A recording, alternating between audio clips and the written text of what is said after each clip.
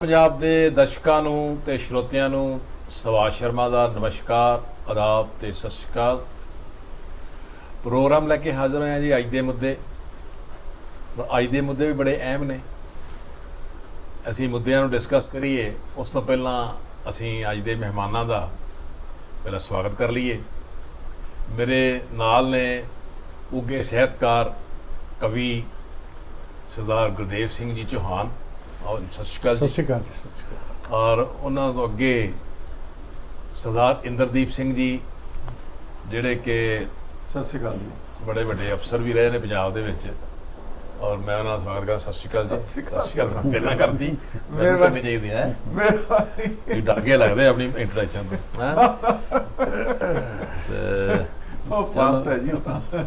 प्यारे दर्शकों, अज का मसला है, अज का मुद्दा है, बड़ा अहम मुद्दा है। बड़ी शर्म आती है सानू जो असी देश छड़ के आ गए हैं इत्थे, पर जो देश के साडे लोग जो लीडर ने उत्थे हिंदुस्तान दे विच बड़ियां ऊल जलूल गल्लां करते हैं और बिना सिर मूँहों गल्लां करते हैं। और जिन्हां लोगों का देश की आज़ादी च कोई कंट्रीब्यूशन ही नहीं, उन्हां दी जिहड़ी बैकग्राउंड आ वो भी कोई उन्होंने परिवारों की एडी वधिया नहीं, वो अंग्रेज पक्षी रही, टोडी पक्षी रही है। और वो उन्होंने शहीदों के बारे अपने विचार रखते हैं जिन्होंने शहीदों ने जवानी दे विच ही अपने जीवन नूं कौम और देश की आज़ादी वास्ते कुर्बान कर दिता। ये नहीं वेख्या, कोई लालच नहीं वेख्या, कोई मोह नहीं किया, कोई ममता नहीं की।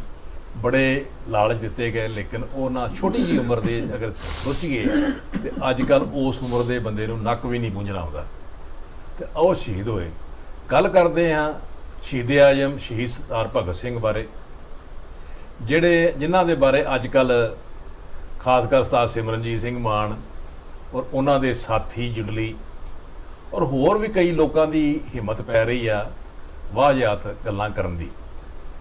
दोस्तों दस दईए कि जो देश की आज़ादी दे जां देश के रेवोल्यूशन आउंदे ने, कुर्बानियां कीतियां जांदियां, देश नूं आज़ाद कराउणे हुंदे आ, क्योंकि वो समा सी जदों अंग्रेज साम्राज का मुल जिहड़ा सी राज बहुत ज़्यादा फैलिया सी। राज दे विच सूरज भी नहीं डुबदा और उस राज दे विच वक्रे वक्रे देशों में आज़ादी दियां मुहिमां ते आज़ादी दियां मूवमेंटां चल रही सन, जिस तरह साउथ अफ्रीका नेल्सन मंडेला और हिंदुस्तान दे विच अपने महात्मा गांधी और एक दूसरी जी मूवमेंट सी शहीद भगत सिंह, करतार सिंह सराभा, गदर पार्टी जिहड़े भखना सरदार सोहन सिंह जी भखना, करतार सिंह सराभा, 1857 कई मूवमेंट आईयां और कई ने शहीदियाँ अफजुल्ला मुसलमान की ना उन्होंने अफाजुल्ला चंद्रशेखर, शहीद चंद्रशेखर आज़ाद। हाँ जी। और इन्होंने लोगों ने देश की कुर्बानी वास्ते, देश की आज़ादी वास्ते अपनी जाना कुर्बान कर दियां, मेरे परिवार कुर्बान कर दिते।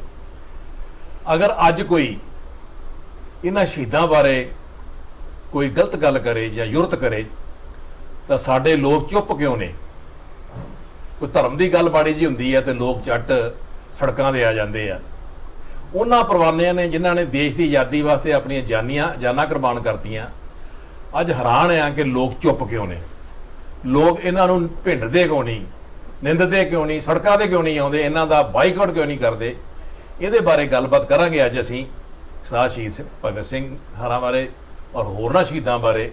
सब तो पहला सरदार इंद्रदीप सिंह नूं कहांगा कि वो दस्सण कि ये की कुछ हो रहा हिंदुस्तान दे विच, शहीदों बारे की गल्लां कीतियां जा रही ने, ये बारे दसो।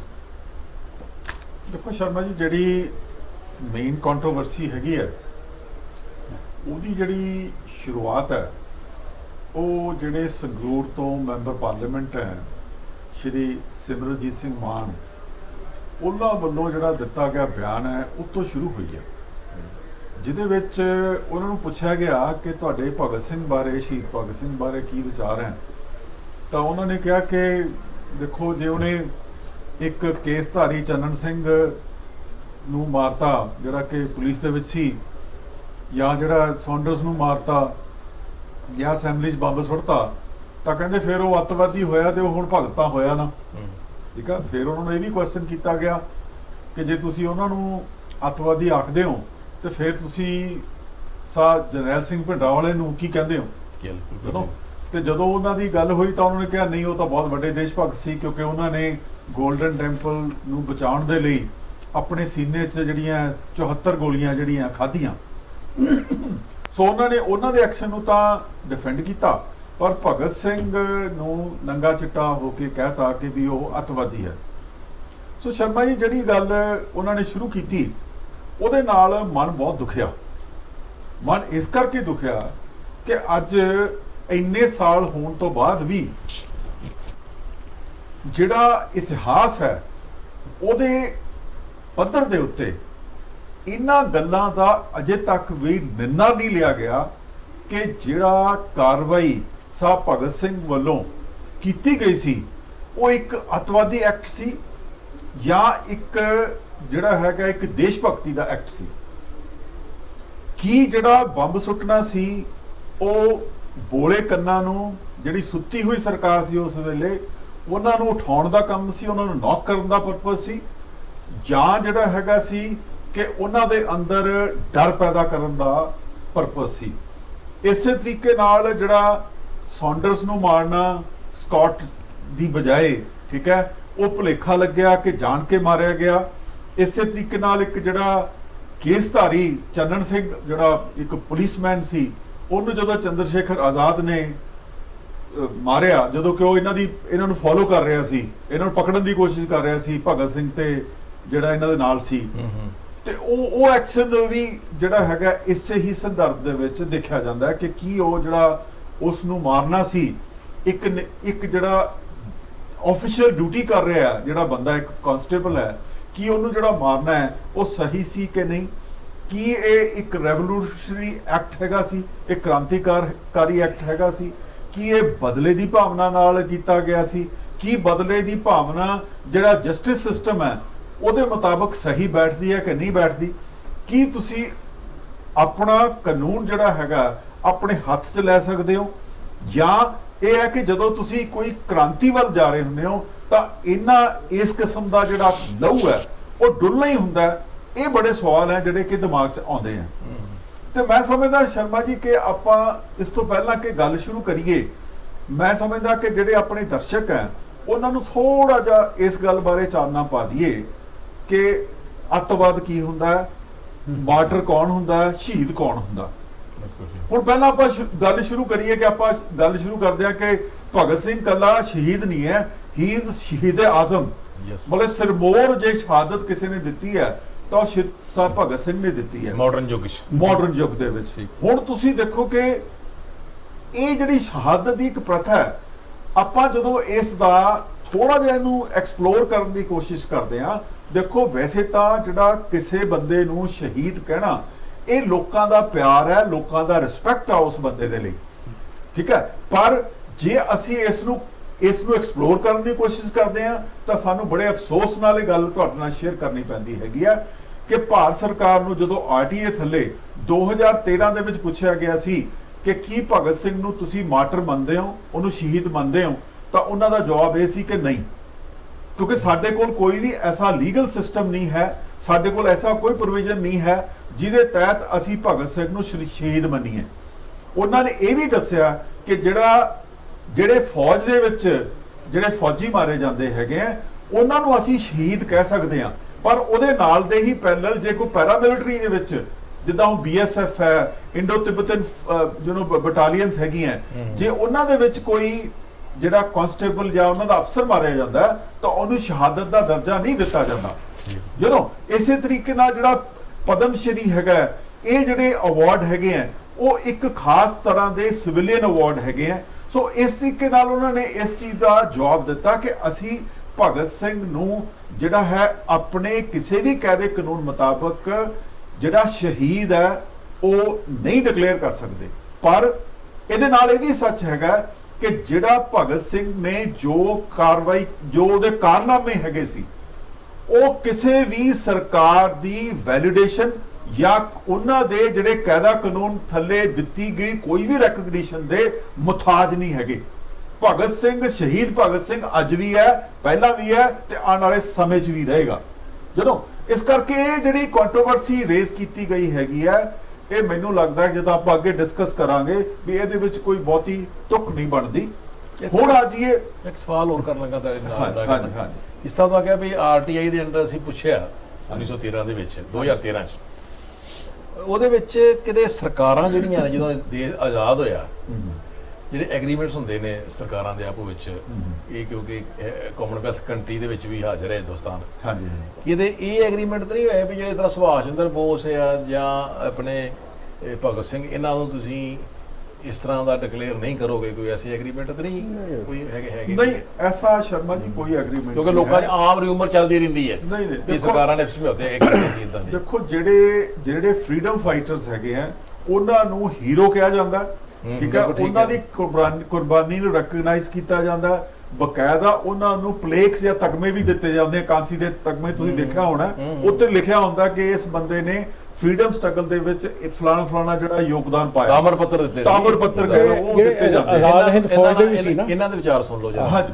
ਨਹੀਂ ਮੈਂ ਕਿਹਾ ਜਿਹੜੇ ਆਜ਼ਾਦ ਹਿੰਦ ਫੌਜ ਦੇ ਵਿੱਚ ਵੀ ਜਿਹਨਾਂ ਨੇ ਲੜੇ ਨਾ, ਹਾਂ ਸੁਭਾਸ਼ ਚੰਦਰ ਬੋਸ ਦੀ ਜਾਂ ਇੱਕ ਮੋਹਨ ਸਿੰਘ ਸੀਗੇ, ਜਨਰਲ ਮੋਹਨ ਸਿੰਘ, ਜਨਰਲ ਮੋਹਨ ਸਿੰਘ, ਸ਼ਾਹ ਤੇ ਨਵਾਜ਼, ਉਹ ਜਨਰਲ ਸ਼ਾਹ ਉਹਨਾਂ ਨਵਾਜ਼ ਦੇ ਜਿੰਨੇ ਬੰਦੇ ਸੀਗੇ ਜਿਨ੍ਹਾਂ ਨੇ ਉਹਨਾਂ ਦੇ ਵਿੱਚ ਕੰਮ ਕੀਤਾ ਤੇ ਲੜੇ ਜਾ ਕੇ, ਤੇ ਉਹਨਾਂ ਨੂੰ ਮਤਲਬ ਪੈਨਸ਼ਨ ਵੀ ਗਵਰਨਮੈਂਟ ਦਿੰਦੀ ਹੈ, ਉਹਨਾਂ ਨੂੰ ਫਰੀडम ਫਾਈਟਰ ਕਹਿੰਦੇ ਆ। ਪਰ ਇਹ ਫਰੀडम ਫਾਈਟਰ ਤੇ ਅੱਤਵਾਦੀ ਟੈਰਰਿਸਟ ਜਿਹਨੂੰ ਅਸੀਂ ਕਹਿੰਦੇ ਆ, ਇਹਦਾ ਨਖੇੜੀ ਬੜਾ ਜ਼ਰੂਰੀ ਹੈ, ਕਿਉਂਕਿ ਜਿਹੜਾ ਟੈਰਰਿਸਟ ਹੈਗਾ ਉਹ ਤਾਂ ਕਿਹਾ ਜਾ ਸਕਦਾ, ਤਾਂ ਜਸਟੀਫਾਈ ਹੁੰਦਾ ਜੇ ਉਹ ਕੋਈ ਡਰਾਉਣ ਲਈ ਕਰੇ।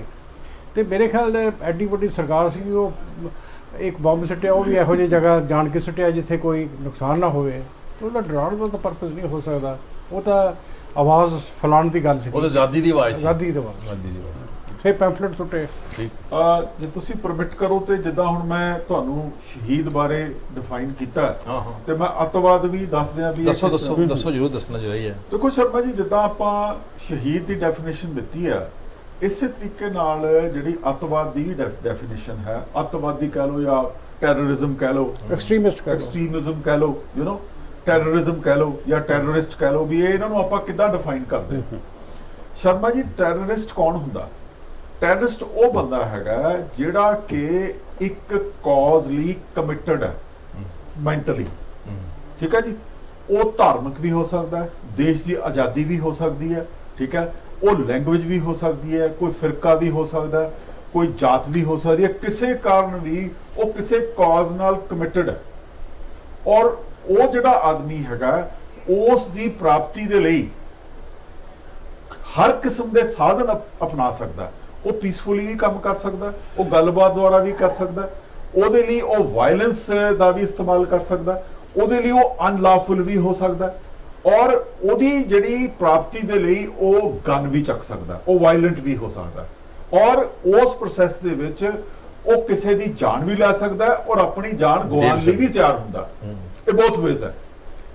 ਹੁਣ ਜਿਹੜੀ ਗੱਲ ਹੈਗੀ ਹੈ ਕਿ ਜਿਹੜੇ ਸਮਾਜ ਦੇ ਵਿੱਚ ਨੂੰ ਉਹ ਰਿਪਰੈਜ਼ੈਂਟ ਕਰ ਰਿਹਾ ਹੁੰਦਾ ਹੈ, ਉਸ ਦੀਆਂ ਨਜ਼ਰਾਂ ਦੇ ਵਿੱਚ ਹਮੇਸ਼ਾ ਹੀ ਉਹ ਫਾਈਟਰ ਹੀਰੋ ਰਹਿੰਦਾ, ਜਦੋਂ ਕਿ ਜਿਹਦੇ ਖਿਲਾਫ ਉਹ ਜਦੋਜਹਿਦ ਕਰ ਰਿਹਾ ਹੁੰਦਾ ਹੈ, ਕਿਉਂਕਿ ਉਹ ਇੱਕ ਸਿਸਟਮ ਨੂੰ ਬ੍ਰੇਕ ਕਰ ਰਿਹਾ ਹੁੰਦਾ ਹੈ, ਉਹਨਾਂ ਦੀ ਨਜ਼ਰਾਂ ਦੇ ਵਿੱਚ ਉਹ ਹਮੇਸ਼ਾ ਹੀ ਐਕਸਟ੍ਰੀਮਿਸਟ, ਹਮੇਸ਼ਾ ਹੀ ਇੱਕ ਲਾਫੁਲ ਐਕਟੀਵਿਟੀ ਕਰਨ ਵਾਲਾ ਬੰਦਾ ਰਹਿੰਦਾ, ਹਮੇਸ਼ਾ ਹੀ ਉਹਨਾਂ ਦੀ ਨਜ਼ਰਾਂ ਦੇ ਵਿੱਚ ਇੱਕ ਅੱਤਵਾਦੀ ਰਹਿੰਦਾ, ਇੱਕ ਉਹ ਜਿਹੜਾ ਦੇਸ਼ ਧਰੋਹ ਕਰ ਰਿਹਾ ਹੈਗਾ, ਕਿਉਂਕਿ ਉਹਨਾਂ ਨੂੰ ਲੱਗਦਾ ਕਿ ਸਾਡੇ ਹੱਥ ਵਿੱਚ ਪਾਵਰ ਹੈ, ਔਰ ਜਿਹੜਾ ਵੀ ਇਸ ਐਸਟੈਬਲਿਸ਼ ਸਿਸਟਮ ਨੂੰ ਤੋੜਨ ਦੀ ਕੋਸ਼ਿਸ਼ ਕਰਦਾ ਹੈ, ਸਾਡੀ ਨਜ਼ਰਾਂ ਦੇ ਵਿੱਚ ਉਹ ਭਗੌੜਾ ਹੈ, ਉਹ ਦੇਸ਼ ਧਰੋਹ ਕਰ ਰਿਹਾ, ਸਾਡੇ ਨਾਲ ਉਹ ਦੁਸ਼ਮਣੀ ਕਰ ਰਿਹਾ।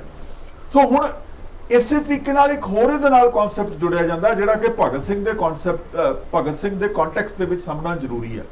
ਦੇਖੋ, ਜਦੋਂ ਭਗਤ ਸਿੰਘ ਉਹਨਾਂ ਨੇ ਬੰਬ ਸੁੱਟੇ ਅਸੈਂਬਲੀ ਦੇ ਵਿੱਚ, ਸੈਂਟਰਲ ਅਸੈਂਬਲੀ ਦੇ ਵਿੱਚ, ਉਸ ਵਕਤ ਉਹਨਾਂ ਨੇ, ਜੇ ਉਹ ਚਾਹੁੰਦੇ, ਇੰਨਾ ਕੁ ਉੱਥੇ ਧੂਆਂ ਹੋ ਗਿਆ ਸੀ ਕਿ ਉਹ ਬਖਤੇਸ਼ਵਰ ਦੱਤ ਦੇ ਨਾਲ ਬਾਹਰ ਨਿਕਲ ਸਕਦੇ ਸੀ, ਪਰ ਨਹੀਂ, ਉੱਥੇ ਹੀ ਖੜੇ ਰਹੇ।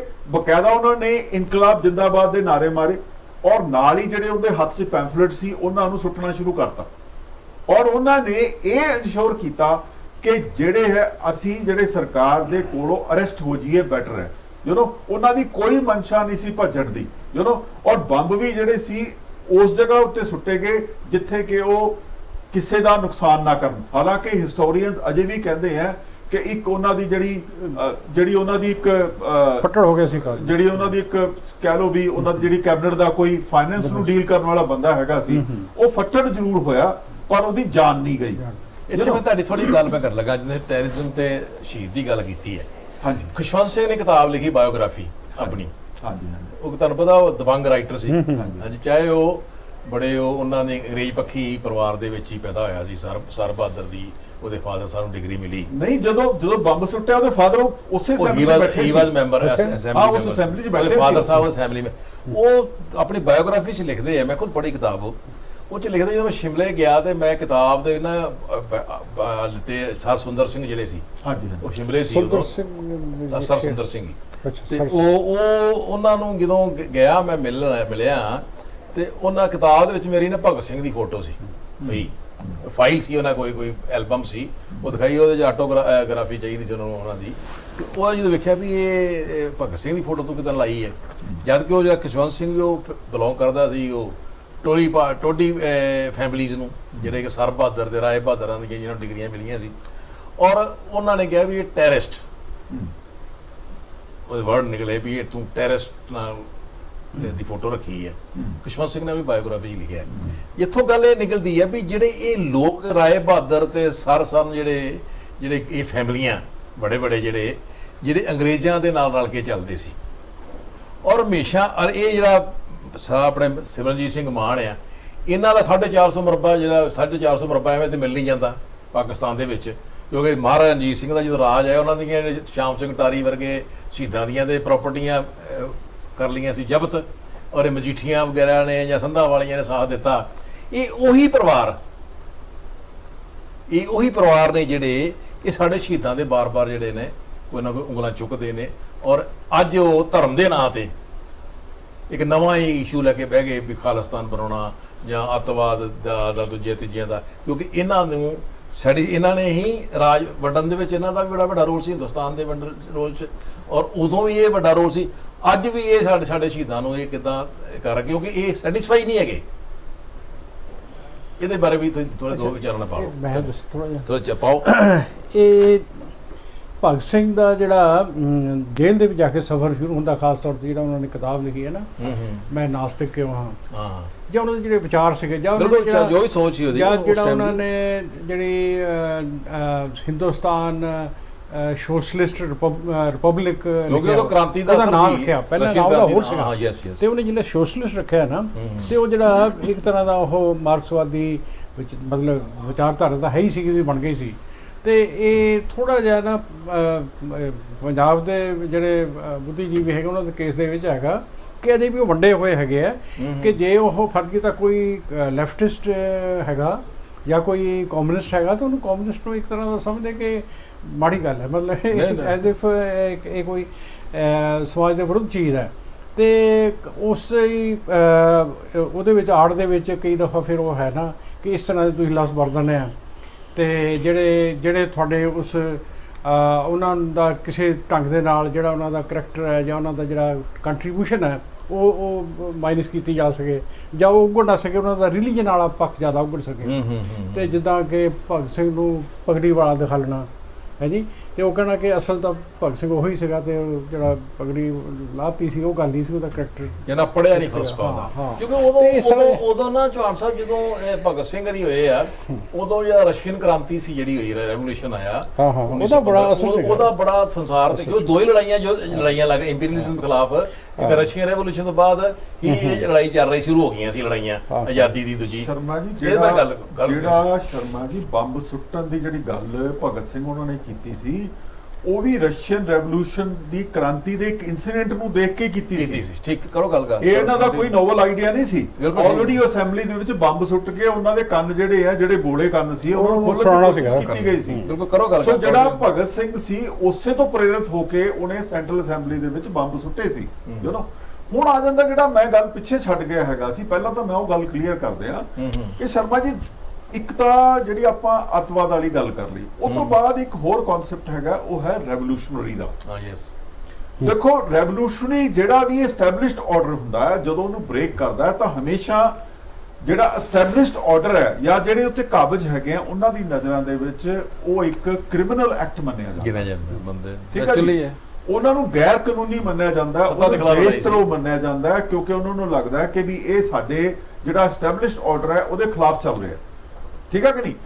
ਪਰ ਸਾਨੂੰ ਪਤਾ ਹੈ ਕਿ ਜੇ ਤੁਸੀਂ ਕੋਈ ਵੀ ਚੀਜ਼ ਦੇ ਵਿੱਚ ਕੋਈ ਰੈਵੋਲੂਸ਼ਨ ਲੈ ਕੇ ਆਣਾ ਹੈਗਾ ਤਾਂ ਉਹਦੇ ਵਿੱਚ ਜਿਹੜਾ ਬਲੱਡ ਬਾਥ ਹੈ ਉਹ ਤਾਂ ਹੁੰਦਾ ਹੀ ਹੁੰਦਾ। ਸਟੇਬਲ ਆਰਡਰ ਵੀ ਜਿਹੜਾ ਸੀ ਬਾਹਰ ਦਾ ਸੀ, ਵਿਦੇਸ਼ੀਆਂ ਦਾ ਸੀ, ਉਹ ਵੀ ਬਾਹਰ ਲਿਆਂਦਾ ਸੀ। ਹਾਂ ਠੀਕ ਹੈ। ਜਦੋਂ ਹੁਣ ਆ ਗਈ ਗੱਲ ਕਿ ਬੜੀ ਵਾਰ ਇਸ ਗੱਲ ਦੀ ਚਰਚਾ ਹੁੰਦੀ ਹੈ ਕਿ ਜੀ ਭਗਤ ਸਿੰਘ ਉਹਨਾਂ ਨੇ ਜਿਹੜੇ 2 ਬੰਬ ਸੁੱਟੇ ਸੀ ਉਹਦਾ ਪਰਪਸ ਕੀ ਸੀ। ਦੇਖੋ ਭਗਤ ਸਿੰਘ ਉਹਨਾਂ ਨੇ ਬੰਬ ਸੁੱਟਣ ਤੋਂ ਬਾਅਦ ਔਰ ਪਹਿਲਾਂ ਵੀ ਠੀਕ ਹੈ ਬਿਲਕੁਲ ਕੈਟੇਗੋਰੀਕਲੀ ਕਿਹਾ ਕਿ ਮੇਰਾ ਪਰਪਸ ਕਿਸੇ ਨੂੰ ਡਰਾਉਣ ਦਾ ਨਹੀਂ ਹੈ। ਜਦੋਂ ਕਿ ਅੱਤਵਾਦ ਦੇ ਵਿੱਚ ਇੱਕ ਹੋਰ ਵੀ ਫੀਚਰ ਹੁੰਦਾ ਕਿ ਤੁਸੀਂ ਆਪਣੇ ਜਿਹੜੇ ਅਪੋਨੈਂਟਸ ਹੁੰਦੇ ਆ ਉਹਨਾਂ ਨੂੰ ਸਾਇਲੈਂਟ ਕਰਨ ਦੀ ਕੋਸ਼ਿਸ਼ ਕਰਦੇ ਹੋ, ਉਹਨਾਂ ਨੂੰ ਚੁੱਪ ਕਰਾਉਣ ਦੀ ਕੋਸ਼ਿਸ਼ ਕਰਦੇ ਹੋ, ਉਹਨਾਂ ਦੇ ਅੰਦਰ ਸਹਿਮ ਤੇ ਡਰ ਪੈਦਾ ਕਰਨ ਦੀ ਕੋਸ਼ਿਸ਼ ਲਿਆ ਹੀ ਨਹੀਂ ਕਰਦੇ, ਮਾਰ ਦਿੰਦੇ ਜੀ ਉਹਨਾਂ ਨੂੰ। ਜਦੋਂ ਕਿ ਭਗਤ ਸਿੰਘ ਦਾ ਪਰਪਸ ਇਹ ਸੀ ਕਿ ਅਸੀਂ ਇਹਨਾਂ ਦੇ ਕੰਨ ਖੋਲੀਏ, ਅਸੀਂ ਕਿਸੇ ਨੂੰ ਡਰਾਣਾ ਨਹੀਂ, ਕਿਸੇ ਨੂੰ ਜਿਹੜਾ ਹੈਗਾ ਇਸ ਤਰੀਕੇ ਨਾਲ ਨਹੀਂ ਅਗਲੇ ਨੂੰ ਫੀਲ ਹੋਏ ਕਿ ਜੀ ਮੈਨੂੰ ਡਰਾ ਕੇ ਕੋਈ ਮੇਰੇ ਤੋਂ ਕੰਮ ਕਰਾਇਆ ਜਾ ਰਿਹਾ।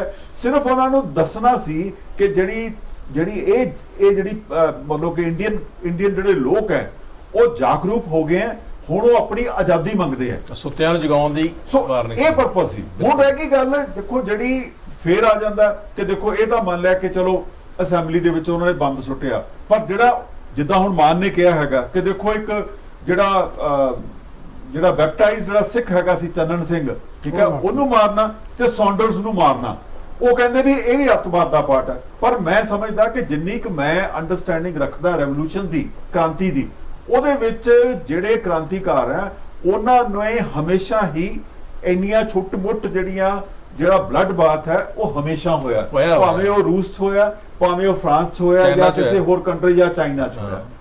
ਇਸ ਕਿਸਮ ਦਾ ਜਿਹੜਾ ਬਲੱਡ ਬਾਥ ਰੈਵੋਲੂਸ਼ਨ ਵੀ ਹੋਇਆ, ਉਹ ਹੁੰਦਾ ਅਫਰੀਕਾ 'ਚ ਵੀ ਹੋਇਆ, ਠੀਕ ਹੈ ਕਿ ਨਹੀਂ। ਸੋ ਇਹਨੂੰ ਜੇ ਤੁਸੀਂ ਰਾਜ ਭਾਗ ਦਾ ਪਾਰਟ ਹੈਗੇ ਹੋ, ਨੈਚੁਰਲੀ ਤੁਹਾਡੀਆਂ ਨਜ਼ਰਾਂ ਦੇ ਵਿੱਚ ਉਹ ਜਿਹੜੀ ਕਾਰਵਾਈ ਹੈਗੀ ਹੈ ਉਹ ਠੀਕ ਨਹੀਂ ਹੈ। ਹੁਣ ਇਹੀ ਕੁਝ ਹੋ ਰਿਹਾ ਜਿਹੜਾ ਹੁਣ ਐਜੀਟੇਸ਼ਨ ਤੁਸੀਂ ਲਾ ਲਓ ਜਿਹੜੀ JNK 'ਚ ਹੋ ਰਿਹਾ, ਠੀਕ ਹੈ, ਜਾਂ ਪਹਿਲਾਂ ਆਸਾਮ 'ਚ ਹੁੰਦਾ ਸੀ, ਜਾਂ ਤੁਸੀਂ ਲਿੱਟੇ ਵਾਲੇ ਜਿਹੜੇ ਸੀ ਉਹ ਆਪਣੇ ਇੱਕ ਕਾਜ਼ ਲਈ ਲੜ ਰਹੇ ਸੀ।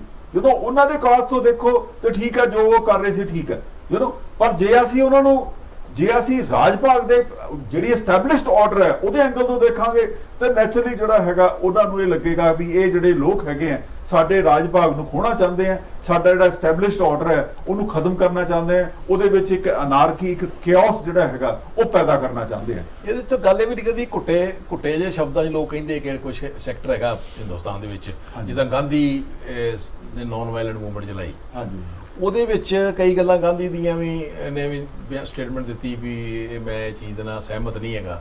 ਦੇਖੋ ਸਹਿਮਤ ਨਾ ਹੋਣਾ ਜਾਂ ਹੋਣਾ ਇੱਕ ਸੈਪਰੇਟ ਇਸ਼ੂ ਆ, ਪਰ ਉਹਨੂੰ ਕਦੀ ਗਾਂਧੀ ਜੀ ਨੇ ਉਹਨੂੰ ਇਹ ਨਹੀਂ ਕਿਹਾ ਵੀ ਇਹ ਅੱਤਵਾਦੀ ਹੈ। ਗਾਂਧੀ ਜੀ ਨੇ ਉਹਨੇ ਕਿਹਾ ਮੈਂ ਇਸ ਵਿਚਾਰਧਾਰਾ ਨਾਲ ਸਹਿਮਤ ਨਹੀਂ ਹੈਗਾ, ਕਿਉਂਕਿ ਕੁਦਰਤੀ ਉਦੋਂ ਇੱਕ ਨਵੀਂ ਐਕਸਪੈਰੀਮੈਂਟ ਗਾਂਧੀ ਜੀ ਨੇ ਕੀਤਾ ਕਿ ਕਾਂਗਰਸ ਇੱਕ ਰਿਫਾਰਮਿੰਗ ਪਾਰਟੀ ਦੇ ਤੌਰ ਤੇ ਸਟੈਬਲਿਸ਼ ਚਾਹੀ, ਉਹ ਵੀ ਅੰਗਰੇਜ਼ ਨੇ ਕੀਤੀ ਸੀ। ਔਰ ਉਸ ਤੋਂ ਹੌਲੀ ਹੌਲੀ ਤਿਲਕ ਤੇ ਉਹਦਾ ਹੈਗਾ ਸੀ ਗੋਖਲੇ, ਉਹ 2 ਧੜੇ ਸੀ, ਉਹ ਵੀ ਗਰਮ ਤੇ ਠੰਡਾ ਧੜਾ। ਉਸ ਤੋਂ ਬਾਅਦ ਗਾਂਧੀ ਨੇ ਆਗੂਪਾਈ ਕੀਤਾ, ਪਾਵਰ ਨੂੰ ਕੀਤਾ, ਔਰ ਉਹ ਨੌਨ ਵਾਇਲੈਂਟ ਮੂਵਮੈਂਟ, ਕਿਉਂਕਿ ਹਿੰਦੁਸਤਾਨ ਦੇ ਲੋਕ ਇੱਦਾਂ ਜਾਤੀਵਾਦ 'ਚ ਵੰਡੇ ਸੀ ਵੀ ਉਹਨਾਂ ਨੌਨ ਵਾਇਲੈਂਟ ਮੂਵਮੈਂਟ ਠੀਕ ਸੂਟੇਬਲ ਸੀ, ਵਾਇਬਲ ਸੀ। ਲੇਕਿਨ ਉਹਦੇ ਨਾਲ ਜ਼ਰੂਰੀ ਸੀ ਵੀ ਜਿਹੜੀ ਇਕੱਲੀ ਉਸੇ ਮੂਵਮੈਂਟ ਨਾਲ ਦੇਸ਼ ਆਜ਼ਾਦ ਨਹੀਂ ਹੋ ਗਿਆ। ਜਿਹੜੇ ਸੁਭਾਸ਼ ਚੰਦਰ ਬੋਸ ਸੀ ਆਪਣੇ,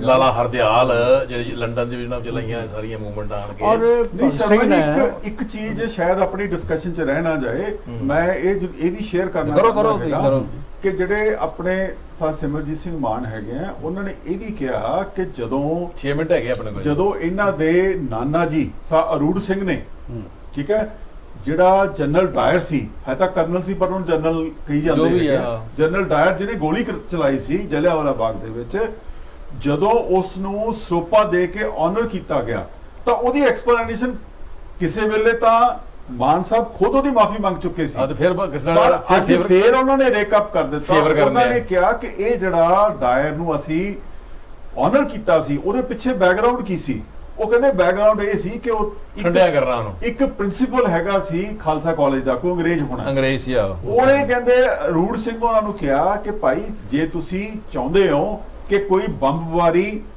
ਜਿਹੜਾ ਜਲਿਆਂਵਾਲਾ ਬਾਗ ਤੇ ਨਾ ਹੋਏ ਤਾਂ ਇਸ ਨੂੰ ਠੰਡਾ ਕਰੋ, ਇਹ ਜਿਹੜਾ ਡਾਇਰ ਹੈ ਇਹਨੂੰ ਠੰਡਾ ਕਰੋ। ਇਹਨੂੰ ਠੰਡਾ ਕਰਨ ਦਾ ਇੱਕੋ ਹੀ ਤਰੀਕਾ ਹੈਗਾ ਕਿ ਤੁਸੀਂ ਇਸ ਨੂੰ ਸਰੋਪਾ ਦਿਓ। ਸੋ ਮੈਨੂੰ ਇਹ ਨਹੀਂ ਸਮਝ ਲੱਗਦਾ ਕਿ ਕੀ ਜਿਹੜਾ ਦਰਬਾਰ ਸਾਹਿਬ ਹੈਗਾ ਉਹ ਲੋਕਾਂ ਨੂੰ ਇਸ ਤਰੀਕੇ ਨਾਲ ਜਿਹੜੇ ਗਲਤ ਕੰਮ ਕਰ ਰਹੇ ਉਹਨਾਂ ਨੂੰ ਠੰਡਾ ਕਰਨ ਲਈ ਰੱਖਿਆ ਹੋਇਆ। ਨਾਲੇ ਵੀ ਕਿਹਾ ਵੀ ਇੰਦਰਾ ਗਾਂਧੀ ਨੂੰ ਠੰਡਾ ਕਰੋ। ਸਿੱਖ ਧਰਮ ਦੀ ਕਿਹੜੀ ਆਈਡੀਓਲੋਜੀ ਹੈਗੀ ਹੈ ਜਿਹੜੀ ਇਸ ਗੱਲ ਨੂੰ ਜਸਟੀਫਾਈ ਕਰਦੀ ਹੈ ਕਿ ਤੁਸੀਂ ਕਿਸੇ ਬੰਦੇ ਨੇ ਜਿਹਨੇ ਮਨੁੱਖਤਾ ਦੀ ਘਾਣ ਕੀਤਾ ਹੋਏ ਉਹਨੂੰ ਤੁਸੀਂ ਕਹੋ ਕਿ ਤੁਸੀਂ ਉਹਨੂੰ ਠੰਡਾ ਕਰਨ ਲਈ ਤੁਸੀਂ ਜਿਹੜਾ ਹੈਗਾ ਉਸ ਨੂੰ ਸਰੋਪੇ ਦਿਓ। ਉਹਦੇ ਉਲਟ ਹੁੰਦਾ ਕਿ ਜੇ ਕੋਈ ਸਾਡੇ ਉੱਤੇ ਅਤਿਆਚਾਰ ਕਰਦਾ ਉਹਦੀ ਵਿਰੋਧਤਾ ਕਰੋ ਔਰ ਆਪਣੀ ਸ਼ਹਾਦਤ ਦੇਣ ਲਈ ਤਿਆਰ ਰਹੋ। ਇੱਥੋਂ ਤਾਂ ਕਹਿਤਾ ਮਾਨ ਸਾਹਿਬ, ਇੱਕ ਮਿੰਟ, ਮਾਨ ਸਾਹਿਬ ਨੇ ਵੀ ਜੇ ਇੰਦਰਾ ਗਾਂਧੀ ਨੂੰ ਠੰਡਿਆ ਕਰ ਲੈਂਦੇ ਬਾਦਲ ਤੇ ਜੈ ਦਰਬਾਰ ਸਾਹਿਬ ਦੇ ਨਾਂ ਹੁੰਦਾ, ਮਤਲਬ ਤੁਸੀਂ ਕਹਿਣਾ ਕੀ ਕਹਿੰਦੇ ਚਾਹੁੰਦਾ ਸਮਝ ਲੱਗ ਹੁਣ ਮੈਨੂੰ ਇਹ ਨਹੀਂ ਸਮਝ ਲੱਗਦੀ ਕਿ ਮਾਨ ਸਾਹਿਬ ਜਿਹੜੇ ਹੈਗੇ ਆ, ਮੈਂ ਸਿਮਰਜੀਤ ਮਾਨ ਉਹਨਾਂ ਦੀ ਗੱਲ ਕਰ ਰਿਹਾ, ਮਾਨ ਸਾਹਿਬ ਹਰ ਗੱਲ ਦਾ ਜਿਹੜਾ ਜਵਾਬ ਹੈਗਾ ਉਹ ਇੱਕ ਧਾਰਮਿਕ ਪਰਸਪੈਕਟਿਵ ਤੋਂ ਦਿੰਦੇ ਆ। ਉਹਨਾਂ ਨੂੰ ਇਹ ਨਹੀਂ ਪਤਾ ਕਿ ਉਹ ਇੱਕ ਪਾਰਲੀਮੈਂਟ ਦੇ ਵਿੱਚ ਜਾ ਰਹੇ ਆ ਜਿੱਥੇ ਕਿ ਉਹਨਾਂ ਨੇ ਪੰਜਾਬ ਦੀ ਨੁਮਾਇੰਦਗੀ ਕਰਨੀ ਹੈ, ਸਿੱਖਾਂ ਦੀ ਨੁਮਾਇੰਦਗੀ ਕਰਨੀ ਹੈ। ਉੱਥੇ ਜਦੋਂ ਜਾ ਕੇ ਤੁਸੀਂ ਇਹੋ ਜੀਆਂ ਉਲ ਜਲੂਲ ਗੱਲਾਂ ਕਰੋਗੇ ਤਾਂ ਦੇਸ਼ ਦੇ ਅੰਦਰ ਜਿਹੜਾ ਸਿੱਖਾਂ ਦਾ ਜਿਹੜਾ ਇੰਪ੍ਰੈਸ਼ਨ ਹੈ ਉਹ ਕਿਸ ਤਰ੍ਹਾਂ ਦਾ ਬਣੇਗਾ। ਖਾਸ ਕਰਕੇ ਜਦੋਂ ਤੁਸੀਂ ਇੱਕ ਜਿਹੜੇ ਦੇਸ਼ ਭਗਤ ਜਿਨ੍ਹਾਂ ਬਾਰੇ ਕਿਸੇ ਤਰ੍ਹਾਂ ਦੀ ਵੀ ਕੋਈ ਕੰਟਰੋਵਰਸੀ ਨਹੀਂ ਹੈਗੀ ਸੀ ਉਹ ਤੁਸੀਂ ਰੇਕ ਅਪ ਕਰ ਲੈਂਦੇ ਹੋ ਔਰ ਬਿਨਾਂ ਕਿਸੇ ਗੱਲ ਤੋਂ ਇੱਕ ਜਿਹੜਾ ਹੈਗਾ ਕ੍ਰਿਟਿਸਿਜ਼ਮ ਜਿਹੜਾ ਹੈ ਮੀਡੀਆ ਦੇ ਵਿੱਚ ਉਹ ਸ਼ੁਰੂ ਹੋ ਜਾਂਦਾ। ਮੈਂ ਨਾ ਈਵਨ ਬੀਜੇਪੀ ਜਿਹੜੀ ਰਿਐਕਸ਼ਨਰੀ ਪਾਰਟੀ ਰਾਈਟਿਸਟ ਆ ਉਹ ਵੀ ਭਗਤ ਸਿੰਘ ਦੀ ਫੋਟੋ ਆਰਐਸਐਸ ਵਾਲਿਆਂ ਨੇ ਆਪਣੇ ਦਫ਼ਤਰਾਂ 'ਚ ਲਾਈ ਹੈ ਉਹਨਾਂ ਵੀ, ਹਾਲਾਂਕਿ ਉਹ ਭਾਵੇਂ ਵਿਚਾਰਧਾਰਾ ਨਾਲ ਸਹਿਮਤ ਹੋਣ ਜਾਂ ਨਾ ਹੋਣ। ਨਹੀਂ ਉਹਦਾ ਕਾਰਨ ਹੈ ਤੇ ਲੇਕਿਨ ਉਹ ਵੀ ਮੈਂ ਦੱਸਦਾ, ਮੈਂ ਸਵਾਲ ਕਰ ਲਾਂ ਤੇ ਉਸ ਤੋਂ ਬਾਅਦ ਫਿਰ ਵੀ ਮੈਂ ਸਮਝਦਾ ਵੀ ਇਹ ਬੋਲੀ ਜਿਹੜੀ ਆ ਜਿਸ ਤਰ੍ਹਾਂ ਉਹ ਕਰ ਰਹੇ ਸਾਡੇ ਸ਼ਹੀਦਾਂ ਨੂੰ ਜਾਂ ਪੁਰਾਣਿਆਂ ਦੇਸ਼ ਦੇ ਆਜ਼ਾਦੀ ਘੁਲਾਟੀਆਂ ਨੂੰ ਡੈਮੇਜ ਕਰ ਰਹੇ ਆ ਬੀਜੇਪੀ ਵਾਲੇ, ਮੈਂ ਸਮਝਦਾ ਬਾਣ ਸਾਹਿਬ ਵੀ ਉਹੀ ਬੋਲੀ ਬੋਲ ਰਹੇ ਲੱਗਦੇ, ਉਹਨਾਂ ਦੀ ਭਾਜੀ ਇਹ ਵੀ ਬੋਲੀ ਬੋਲ ਰਹੇ। ਬਿਲਕੁਲ ਹੁਣ ਤੁਸੀਂ ਕਰੋ। ਦੇਖੋ ਕਾਮਨ ਚੀਜ਼ ਕੀ ਹੈ, ਦੇਖੋ ਜਿਹੜੇ ਸਾਹਿਬ ਭਗਤ ਸਿੰਘ ਹੈਗੇ ਸੀ ਉਹਨਾਂ ਦੇ ਉੱਤੇ ਉਸ ਵੇਲੇ ਜਿਹੜੀ ਆਰੀਆ ਸਮਾਜ ਮੂਵਮੈਂਟ ਸੀ ਉਹਦਾ ਬਹੁਤ ਜ਼ਿਆਦਾ ਅਸਰ ਸੀ। ਇਹਨਾਂ ਦੇ ਜਿਹੜੇ ਦਾਦਾ ਜੀ ਸੀ ਅਰਜਨ ਸਿੰਘ, ਠੀਕ ਹੈ, ਉਹ ਕੱਟੜ ਆਰੀਆ ਸਮਾਜੀ ਸੀ, ਠੀਕ ਹੈ, ਔਰ ਇਹਦੇ ਨਾਲ ਜਿਹੜੀ ਚੀਜ਼ ਦਾ ਐਡੀਸ਼ਨ ਹੋ ਗਿਆ ਉਹ ਹੋ ਗਿਆ ਕਿ ਜਿਹੜੇ ਸਾਹਿਬ ਭਗਤ ਸਿੰਘ ਹੈਗੇ ਸੀ ਉਹ ਰਾਸ਼ਟਰਵਾਦੀ ਬਹੁਤ ਸੀ। ਜੇ ਅੱਜ ਆਰਐਸਐਸ ਵਾਲੇ ਜਾਂ ਬੀਜੇਪੀ ਵਾਲੇ ਭਗਤ ਸਿੰਘ ਨੂੰ ਰੈਕਗਨਾਈਜ਼ ਕਰਦੇ ਆ ਜਾਂ ਉਹਦੀਆਂ ਫੋਟੋਆਂ ਲਗਾਉਂਦੇ ਆ ਉਹ ਇਸ ਕਰਕੇ ਲਾਉਂਦੇ ਆ ਕਿਉਂਕਿ ਉਹ ਰਾਸ਼ਟਰਵਾਦੀ ਸੀ, ਯੂ نو, ਔਰ ਰਾਸ਼ਟਰਵਾਦੀ ਹੋਣ ਦੇ ਕਰਕੇ ਇਹਨਾਂ ਦੀਆਂ ਬਹੁਤ ਸਾਰੀਆਂ ਰੋਂਗ ਇੰਟਰਪ੍ਰੀਟੇਸ਼ਨਸ ਵੀ ਕੀਤੀਆਂ ਗਈਆਂ, ਯੂ نو, ਕਿ ਜੀ ਉਹ ਇੱਕ ਭਾਸ਼ਾ ਚਾਹੁੰਦੇ ਸੀ, ਇੱਕ ਦੇਸ਼ ਚਾਹੁੰਦੇ ਸੀ, ਯੂ نو, ਇੱਕ ਧਰਮ ਚਾਹੁੰਦੇ ਸੀ। ਸੋ ਇਹ ਜਿਹੜੀਆਂ ਗੱਲਾਂ ਹੈਗੀਆਂ 2 ਮਿੰਟ ਰਹਿ ਗਏ ਉਹਦਾ ਜਿਹੜਾ ਹੁਣੇ ਬਸ ਖਤਮ ਕਰਨ ਲੱਗਿਆ, ਇਹਦਾ ਜਿਹੜਾ ਕਾਰਨ ਸੀ ਉਹ ਇਸ ਦੀ ਬੈਕਗ੍ਰਾਉਂਡ ਸੀ, ਠੀਕ ਹੈ ਕਿ ਨਹੀਂ। ਸੋ ਇਸ ਇੱਕ ਆ ਗੱਲ ਮੈਂ ਤਾਂ ਇੱਕ ਪਰਸਨਲ ਜੀ ਗੱਲ ਕਰਦਾ ਕਿ ਦਵਿੰਦਰ ਦਮਨ ਨੇ ਇੱਕ ਲਿਖਿਆ, ਨਾਟਕ ਲਿਖਿਆ, ਉਹਦੇ 600-700 ਸ਼ੋਅ ਹੋ ਚੁੱਕੇ ਆ, ਉਹਦਾ ਨਾਮ ਹੈ ਛੁਪਣ ਤੋਂ ਪਹਿਲਾਂ। ਉਹ ਜਿਹੜੇ ਛਪਿਆ ਨਹੀਂ ਸੀਗਾ ਤਾਂ ਮੇਰੇ ਕੋਲ ਲੈ ਕੇ ਆਏ ਉਹ ਮੋਹਾਲੀ, ਉਹ ਵੀ ਮੋਹਾਲੀ ਰਹਿੰਦੇ ਆ, ਤੇ ਉਹ ਕਹਿੰਦੇ ਵੀ ਦੇਖਣਾ ਮੇਰੇ ਨਾਲ ਡਿਸਕਸ ਕੀਤਾ ਸਾਰਾ, ਉਹਦੇ ਵਿੱਚ ਉਹਦਾ ਹਿਊਮੈਨਿਟੇਰੀਅਨ ਜਿਹੜਾ ਪਹਿਲੂ ਹੈ ਨਾ, ਖਾਸ ਤੌਰ ਤੇ ਜੇਲ੍ਹ ਦੇ ਵਿੱਚ ਜਿਹੜੇ ਕੰਮ ਕਰਦੇ ਉਹਨਾਂ ਦੇ ਨਾਲ ਜਾਂ ਹੋਰ ਜਿਹੜਾ ਜਾਂ ਸਮਾਜ ਬਾਰੇ ਜਿਹੜਾ ਬਾਅਦ ਦੇ ਵਿੱਚ ਉਹਦਾ ਮੈਂ ਨਾਸਤਿਕ ਉਹਦੇ ਵਿੱਚ ਵੀ ਆ ਗਿਆ ਕਿ ਹਿਊਮੈਨਿਟੇਰੀਅਨ ਐਂਗਲ ਜਿਹੜਾ ਨਾ ਉਹਦਾ ਮੇਰੇ ਖਿਆਲ ਉਹ ਵੀ ਅਸੀਂ ਸਾਨੂੰ ਲੋੜ ਹੈਗੀ ਨਜ਼ਰ ਦੇ ਵਿੱਚ ਰੱਖਣਾ ਚਾਹੀਦਾ। ਨੈਕਸਟ ਸਟੈਪ ਵੀ ਨਾ ਭਗਤ ਸਿੰਘ ਉੱਤੇ ਡਿਸਕਸ ਕਰਨ ਦੀ ਬਹੁਤ ਲੋੜ ਆ। ਨਹੀਂ ਸ਼ਰਮਾ ਜੀ, ਮੈਂ ਇੱਕ ਗੱਲ ਜ਼ਰੂਰ ਕਹਿਣਾ ਚਾਹਾਂਗਾ ਕਿ ਸਾਹਿਬ ਭਗਤ ਸਿੰਘ ਦੀ ਜਿਹੜੀ ਲੈਗੇਸੀ ਹੈ, ਜਿਹੜੀ ਉਹਦੀ ਵਿਰਾਸਤ ਹੈ, ਉਹਨੂੰ ਸੰਭਾਲਣ ਦੀ ਲੋੜ ਹੈ। ਕਦੀ ਤਾਂ ਅਕਾਲੀ ਦਲ ਵਾਲੇ ਇਹਦਾ ਜਿਹੜਾ ਸਿੱਖ ਵਾਲਾ ਪਾਰਟ ਹੈ ਉਹ ਚੁੱਕ ਲੈਂਦੇ ਆ, ਜਿਹੜੇ ਲੈਫਟ ਵਾਲੇ ਇਹਨੂੰ ਕਿਸੇ ਹੋਰ ਤਰੀਕੇ ਨਾਲ ਲੈਂਦੇ ਆ, ਜਿਹੜਾ ਇਹਦੀ ਰਾਸ਼ਟਰਵਾਦੀ ਸੋਚ ਹੈ ਉਹ ਬੀਜੇਪੀ ਵਾਲੇ ਚੁੱਕੇ ਫਿਰਦੇ ਆ, ਯੂ نو। ਸੋ ਇਸ ਕਰਕੇ ਜਿਹੜਾ ਭਗਤ ਸਿੰਘ ਆ ਉਹਨੂੰ ਵੱਖ-ਵੱਖ ਖਿੱਤਿਆਂ 'ਚ ਵੰਡਿਆ ਹੋਇਆ। ਮੈਂ ਸਮਝਦਾ ਕਿ ਦੇਸ਼ ਨੂੰ ਭਗਤ ਸਿੰਘ ਨੂੰ ਐਸ ਸੱਚ ਅਡਾਪਟ ਕਰਨਾ ਚਾਹੀਦਾ। ਉਹਦੀ ਕੋਈ ਵੀ ਐਸੀ ਆਈਡੀਓਲੋਜੀ ਦਾ ਪਾਰਟ ਐਸਾ ਨਹੀਂ ਹੈ ਜਿਹੜਾ ਕਿ ਕਿਸੇ ਨੂੰ ਹਰਟ ਕਰਦਾ ਹੋਵੇ। ਹੀ ਵਾਸ ਟੋਟਲੀ ਹਿਊਮੈਨਿਟੇਰੀਅਨ। ਉਹਨਾਂ ਨੇ ਇੱਕ ਕਮਿਟਮੈਂਟ ਦੇ ਨਾਲ ਦੇਸ਼ ਦੇ ਵਿੱਚ ਇੱਕ ਮੇਜਰ ਰੈਵੋਲੂਸ਼ਨ, ਇੱਕ ਮੇਜਰ ਚੇਂਜ ਲਿਆਉਣ ਦੀ ਕੋਸ਼ਿਸ਼ ਕੀਤੀ। ਜਿਹੜੇ ਲੋਕ ਉਹਨਾਂ ਨੂੰ ਇਸ ਪਰਸਪੈਕਟਿਵ ਚੋਂ ਕੱਢ ਕੇ ਜਿਹੜਾ ਕੰਮ ਕਰਨ ਦੀ, ਉਹਨਾਂ ਨੂੰ ਡੈਮੇਜ ਕਰਨ ਦੀ ਕੋਸ਼ਿਸ਼ ਕਰਦੇ ਹੈਗੇ ਆ, ਉਹ ਵਾਕਈ ਹੀ ਜਿਹੜਾ ਫਰੀडम ਸਟਰਗਲ ਹੈਗੀ ਆ, ਜਿਹੜੀ ਲੋਕਾਂ ਵੱਲੋਂ ਸਟਰਗਲ ਕੀਤੀ ਗਈ ਹੈਗੀ ਆ, ਉਹਦਾ ਨੁਕਸਾਨ ਕਰ ਰਹੇ ਨੇ। ਹੁਣ ਫਿਰ ਉਹਨਾਂ ਨੇ ਸਮਾਂ ਇਜਾਜ਼ਤ ਨਹੀਂ ਦੇ ਰਿਹਾ। ਆਪਣੇ ਬਿਆਨ ਦੇ ਵਿੱਚ ਉਹਨਾਂ ਨੇ ਕਿਹਾ ਕਿ ਮੈਂ ਅਹਿੰਸਾ ਦੇ ਵਿੱਚ ਵਿਸ਼ਵਾਸ ਮੇਰਾ ਹੈਗਾ, ਮੈਂ ਵਾਇਲੈਂਸ ਵਿਸ਼ਵਾਸ ਨਹੀਂ ਰੱਖਦਾ। ਉਹਨਾਂ ਦਾ ਮੇਨ ਬਿਆਨ ਹੈ ਉਹਨਾਂ ਦਾ। ਚਲੋ ਟਾਈਮ ਤੇ ਹੋ ਗਿਆ ਵੀ ਖਤਮ ਹੋ ਗਿਆ। ਆਪਾਂ ਇੰਨਾ ਹੀ ਕਹਿਣਾ ਚਾਹੁੰਦੇ ਹਾਂ ਵੀ ਜਿਹੜੇ ਸ਼ਹੀਦ ਨੇ, ਸ਼ਹੀਦਾਂ ਦੀ ਵਿਰਾਸਤ ਨੂੰ ਸੰਭਾਲਣ ਦੀ ਲੋੜ ਹੈ, ਔਰ ਜਿਹੜੇ ਊਲ ਜਲੂਲ ਬੰਦੇ ਆ ਇਹਨਾਂ ਦਾ ਡਟ ਕੇ ਵਿਰੋਧ ਕਰਨ ਦੀ ਲੋੜ ਹੈ, ਔਰ ਜਨਤਾ ਨੂੰ ਵੀ ਸਾਹਮਣੇ ਆਉਣ ਦੀ ਲੋੜ ਹੈ। ਸਕੂਲਾਂ ਦੇ ਵਿੱਚ ਜਿਹੜੀਆਂ ਸਰਕਾਰਾਂ ਨੂੰ, ਸਾਡੇ ਖਾਸ ਕਰ ਪੰਜਾਬ ਗਵਰਨਮੈਂਟ ਨੂੰ ਭਗਤ ਸਿੰਘ ਨੂੰ ਦੁਬਾਰਾ ਸੁਰਜੀਤ ਕਰਨ ਦੀ ਲੋੜ ਹੈ, ਉਹਨਾਂ ਦੇ ਸਿਲੇਬਸ ਲੋਕਾਂ ਨੂੰ ਸਮਝਾਉਣ ਦੀ ਲੋੜ ਹੈ, ਕਿਉਂਕਿ ਇਹਦੀ ਜਨਰੇਸ਼ਨ ਨਾਲੇ ਸ਼ਰਮਾ ਜੀ ਇਹ ਇਤਿਹਾਸ ਹੁਣ ਦੁਬਾਰਾ ਲਿਖਣ ਦੀ ਨਾ ਕੋਸ਼ਿਸ਼ ਕਰਨ, ਨਾ ਕਰਨ, ਇਤਿਹਾਸ ਨੂੰ ਤੋੜ ਮੜੋੜ ਦੀ, ਆਰਮ ਟਵਿਸਟਿੰਗ ਇਤਿਹਾਸ ਦੀ ਨਾ ਕਰਨ, ਪਲੀਜ਼ ਫॉर ਹੈਵਨ ਸੇ। ਬਿਲਕੁਲ ਠੀਕ। ਇਹਦਾ ਤੋੜ ਮੜੋੜ ਨਾ ਕਰੋ, ਔਰ ਇਹਦੀ ਸਿਲੈਕਟਿਵ ਰੀਡਿੰਗ ਅਸੀਂ ਨਾ ਵੀ ਕਰੋ। ਬੇਨਤੀ ਕਰਦੇ ਪੰਜਾਬ ਦੇ ਲੋਕਾਂ ਨੂੰ, ਇਹਨਾਂ ਲੀਡਰਾਂ ਨੂੰ ਵੀ ਆਪਣੀ ਜ਼ੁਬਾਨ ਬੰਦ ਰੱਖੋ। ਸਾਡੇ ਸ਼ਹੀਦ ਨੇ, ਇਹਨਾਂ ਸ਼ਹੀਦਾਂ ਨੇ ਬਹੁਤ ਕੁਰਬਾਨੀਆਂ ਕੀਤੀਆਂ ਦੇਸ਼ ਵਾਸਤੇ, ਆਪਣੇ ਪਰਿਵਾਰਾਂ ਤੋਂ ਅੱਜ ਵੀ ਲੋਕ ਯਾਦ ਕਰਦੇ ਨੇ। ਇਸ ਕਰਕੇ ਬੇਨਤੀ ਹੈ ਕਿ ਇਹਨਾਂ ਸ਼ਹੀਦਾਂ ਦੇ ਖਿਲਾਫ ਕੋਈ ਐਸੀ ਫालतू ਗੱਲਾਂ ਨਾ ਕਰੋ। ਇਹੀ ਉਮੀਦ ਕਰਦੇ ਹਾਂ ਕਿ ਅਕਲ ਆਏਗੀ ਸ਼ਾਇਦ ਸਰਬਜੀਤ ਸਿੰਘ ਮਾਨ ਹੋਰਾਂ ਨੂੰ, ਔਰ ਇਹੋ ਜਿਹੇ ਸੋਚਦੇ ਲੋਕਾਂ ਨੂੰ ਕਿ ਇਹਨਾਂ ਸ਼ਹੀਦਾਂ ਦੇ ਖਿਲਾਫ ਨਹੀਂ ਬੋਲਣਗੇ। ਇਹਨਾਂ ਸ਼ਬਦਾਂ ਨਾਲ ਇਜਾਜ਼ਤ ਮੰਗਦੇ ਹਾਂ। ਨਮਸਕਾਰ, ਆਦਾਬ ਤੇ ਸਤਿ ਸ਼੍ਰੀ ਅਕਾਲ। ਸਤਿ ਸ਼੍ਰੀ ਅਕਾਲ।